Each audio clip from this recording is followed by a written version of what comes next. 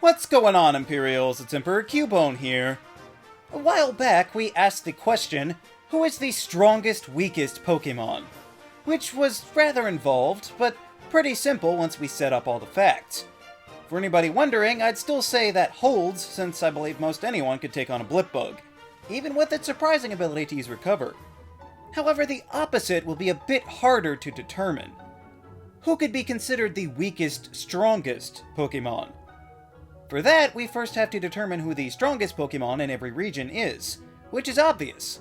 A little too obvious. It'd be boring just to see which uber-powerful legendary Pokémon might be slightly weaker than the rest. So we'll take legendaries off the table, maybe do them later. And for all the nitpicky people out there, yes, that does include mythicals too. But we'll also be pulling back on the Pseudo-Legendaries as well, since if we didn't, their 600 base stat totals would dominate pretty much every region there is. And if they're out, that obviously means no Megas, but I guess Sword and Shield took care of that for us anyway.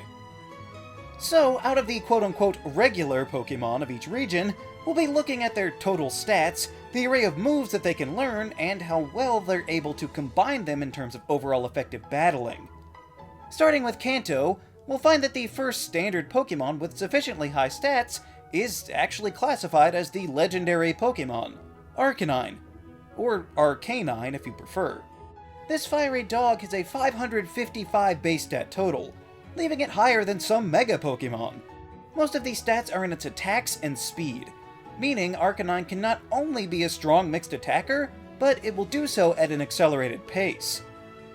Pure Fire typing leaves Arcanine with weaknesses to water, rock, and ground, but it also resists grass, ice, bug, steel, fairy, and fire itself, so it's actually pretty solid. Its abilities are Intimidate or Flash Fire to provide an immunity, and its hidden ability is Justified, but you're probably better off with one of the regular ones. However, since Arcanine is a stone evolution, its leveled up moveset is basically non-existent, relying on Growlithe to learn all of the great moves, such as Flamethrower, Flare Blitz, or even Outrage. Another popular move on Arcanine is Extreme Speed, to have priority over opponents. Altogether, Arcanine can have access to up to 11 attacking types, with possible fighting and grass to cover its weaknesses. Not to mention Morning Sun to keep it healthy.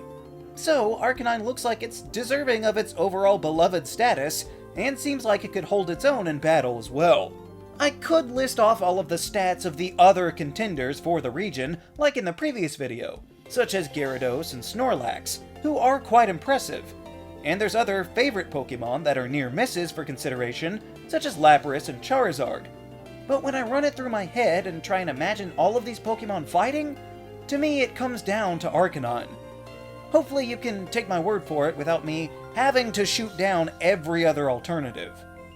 When it comes to versatility, speed, strength, and longevity, Arcanine simply strikes the best balance. So I think it will take the spot as the overall strongest, non-legendary or pseudo-legendary Pokemon from Gen 1. Sorry for your luck, Alakazam. So, in Johto, we've got the Regal Kingdra as an option. Water and Dragon is a great typing after all, and it's got the highest base stat total. But a lack of quality coverage does hurt it a bit. There's also the Brick Wall known as Blissey, however being able to survive is not enough on its own, and Blissey lacks the ability to truly punish opponents in return. So, it might be a little controversial, but I think the best chance Johto might have could be Crobat. More obvious picks might be Steelix, Typhlosion, or Ursaring, but Crobat is, and always has been, a solid addition to any team. It's got a 535 base stat total, focusing in attack but mostly speed. Not to mention that pairing Poison and Flying is a great combination. Sure, it's weak to Electric, Ice, Psychic, and Rock, but it resists Fairy and Poison, really resists Grass, Fighting, and Bug, and is immune to Ground. Crobat has Inner Focus, or the even better Infiltrator as a hidden ability. It also has 11 different attacking types, with some surprising standouts, like Heat Wave, Giga Drain, Zen Headbutt, and of course the classics like Cross Poison, X-Scissor, and Acrobatics. And again, it can heal itself with Roost. This bat comes from humble origins, but if you put in the work, it can be a powerhouse. Simply put, there's a reason so many NPCs have a Crobat on their team. Now, for Hoenn, let's just get slacking out of the way. Yes, it's got incredible stats. 670 is well above many legendaries, but you know why it can't be the best. Truant is an ability designed to balance this lazy Pokémon, but like Slow Start, I think it does more harm than it should. You might be able to tear apart foes with your bare hands, but doing it only every other turn takes some of the edge off. I personally have used this to my advantage over the years every time I see a slacking, being able to use Protect or something else every other time to render it basically useless. I think the Hoenn rep would be none other than my Milotic. This Sea Serpent has a 540 base stat total, mostly put into its special stats with decent HP. Competitive and Marvel Scale are both fantastic abilities, with the Cute Charm hidden ability not being bad. It's got a move pool resulting in 9 attacking types, which doesn't sound like much, but on top of hard-hitting water and a good dragon spread, it's got enough to cover its only 2 weaknesses with the likes of Ice Beam or Bulldoze. But the reason I'm putting my Milotic here is its immense flexibility and sheer determination not to die. Where I dismissed Blissey for overutilizing status moves, I find it a strength in my Milotic. The difference is my Milotic doesn't rely on these parlor tricks to be relevant, but it can benefit from them hugely. Coil, Psych Up, Haze, and more all make my Milotic a threat in more than just pure offense. And the ever-necessary Recover, Refresh, Rest, or Aqua Ring, just to name a few, can help make sure this powerful pure water type sticks around to see the battle through to the end. The Sinnoh region, like Johto, sees the list filled with evolutions to older Pokémon, with some of the finalists I had being Electivire and Magmortar, beating out other strong upgrades. While both being single-type powerhouses in their own way, I think it's pretty clear that Togekiss is the best candidate in Sinnoh.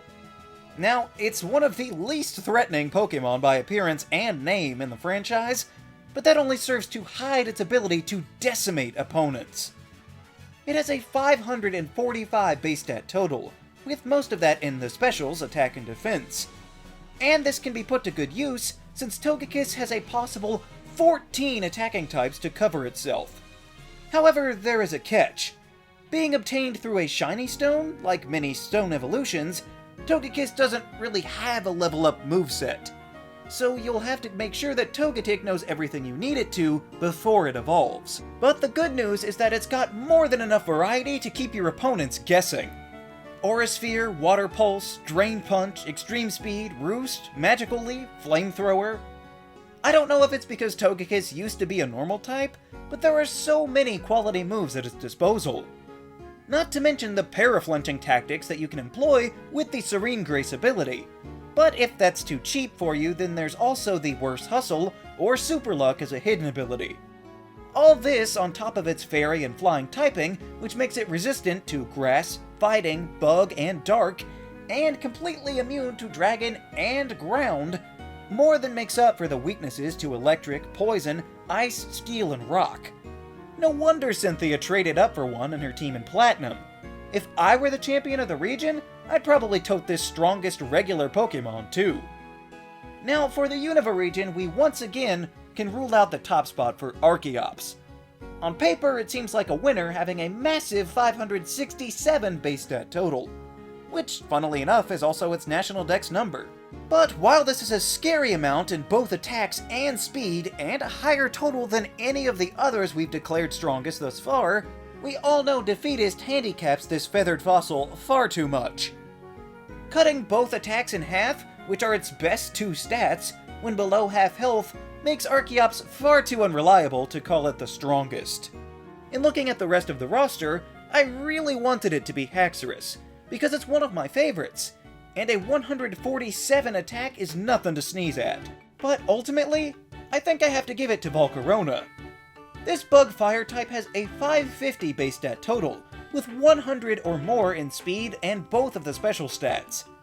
Its combination nets it weaknesses to water and flying, and sure, it's quad weak to rock, but it also resists grass, bug, fairy, steel, ice, and fighting. Volcarona has the Flame Body ability, or Swarm for a hidden ability, but who wouldn't want to snag a few burns? Volcarona can also get 8 different attacking types, which doesn't sound great, but when you get access to Defog, Giga Drain, Bug Buzz, Wild Charge for some reason, not to mention the fabulous Quiver Dance and amazing signature move Fiery Dance, it makes Volcarona one of the best there is at what it does. This giant flaming moth gives bug types a good name, and it's even thought that the Sun Pokémon was supposed to be a legendary, which perfectly exemplifies the raw power that Volcarona exudes. Kalos has a lot fewer choices, but there are still some strong team staples that could be eligible. I was astounded to learn that Delphox has a higher base stat total than its starter counterparts, since both of them seem to be preferred in combat. And of course there's the oversized bouquet of a Pokemon, Florges, who has a much higher 552 base stat total, and a bevy of ways to stay healthy on the battlefield. It's also worth noting that even though it was never officially released, Aze's Floette only has 1 point lower, giving it a 551 total, and its special attack and speed are even higher. So if he had used a shiny stone on that thing, there'd be no question what was the strongest. But, despite all of the bulk and healing, I can't find Florges to be diversified enough to be useful across the board, so that only leaves us with Noivern. The devastating Noivern has a 535 base stat total, letting it tear through the skies at supersonic speed. This acoustic bat is so powerful, it's often mistaken for a pseudo-legendary in the region, and for good reason. Noivern can perform as a decent mixed attacker, mostly with special, and has an arsenal of 13 types to use. Great beneficial moves like Boom Burst, Super Fang, U-Turn, Hurricane, and even Iron Tail to deal with those pesky fairy types. Frisk and Infiltrator are also favorite abilities to use in combat against others, or the hidden Telepathy for double battle dominance as well. Obviously, weaknesses to Dragon, Fairy, Rock, and a quad weakness to Ice are something to look out for, but resistances to Bug, Fighting, Grass, Water, and Fire, not to mention an immunity to Ground, more than make up for that if you ask me. I could go on and on about this fierce Sound Dragon, but at this point you either get the gist of how cool it is, or you never will. Alola, once again, has some seeming standouts, but Wishiwashi, just like in our weakest video, can't be the one, despite its 620 base stat total, since it's not capable of always being at peak form.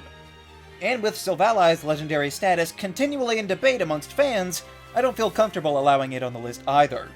And honestly, I was shocked to see all 3 of the starters had a decent shot at the title, with a 530 base stat total. But to me, the strongest common Pokemon of the Alola region would be another one with the exact same total, Golisopod. I didn't realize that Golisopod's highest stat was actually its defense at 140, and then attack at 125. That's pretty scary. Sure, its speed is only 40, but that's not going to make a huge difference in outspeeding things from the starter's 60 to 70 range, since a lot of things will be well above that. Plus, Golisopod has the hardest hitting priority move in the game with First Impression, a 90 power bug move that Golisopod can use to even greater effect due to its ability Emergency Exit. This causes Golisopod to switch out if damaged below half its health, which can be a blessing and a curse. But if you can master the strategy, you can obliterate your foes with this oversized... is it a crustacean? Anyway, it's got 13 possible attacking types, and the Bug Water typing gives it weaknesses to Rock, Electric, and Flying, but also resistances to Ground, Water, Ice, Fighting, and Steel.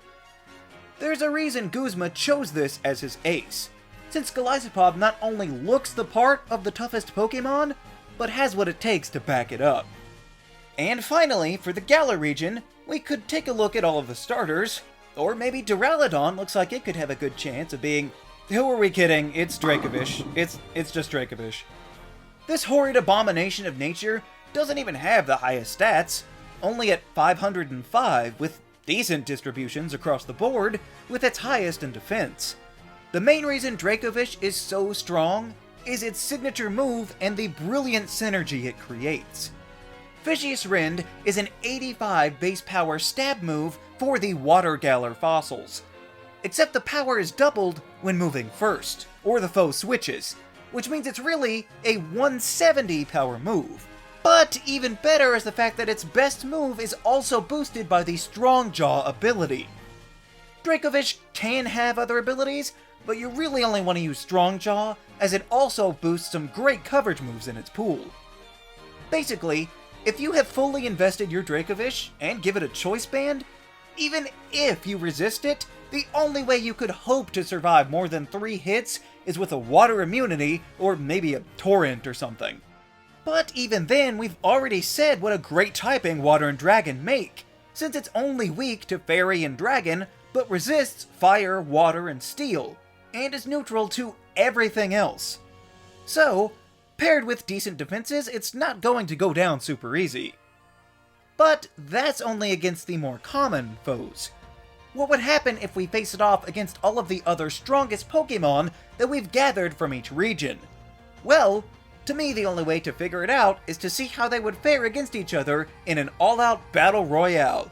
The first to strike would be Crobat, with a speed of 130. But Crobat seems to lack the punch to take out foes in a short time. So, as we see, Crobat could reliably take on maybe 3 of these opponents. I classified 2 of them as a toss-up, and it would probably struggle with the last 2. Next fastest is Noivern, who seems like it could realistically overpower at least 3 of them with relative ease. Might be a toss-up with 2, but would really struggle with Milotic and Togekiss. Speaking of Togekiss, it could probably get away with taking down at least 4 of them before they could get it. Maybe a toss-up with Arcanine, but it would be a grueling battle for both Crobat and Milotic. But not everything is so easy for the beautiful water Pokémon, because while it might be hard to take down, it only really excels against the fire types here. And it could take Noivern if it had Ice Beam, but aside from a toss-up with Crobat, I think it would struggle with the rest of them. Good old Arcanine could probably take on at least 3 of them decently enough. The problem is the rest of them either resist it or have huge water attacks that could take it out, meaning it would struggle against most of them. Whereas Dracovish is pretty well guaranteed to at least 2-hit KO everything just by spamming its most powerful move. So the only real issue comes from being outsped by a faster Fairy or Dragon type. Golisopod also has the great advantage of first impression to make up for its low speed, meaning aside from its overwhelming wins, it can at least be in a toss-up with Milotic, but it would still seriously struggle with the last 4.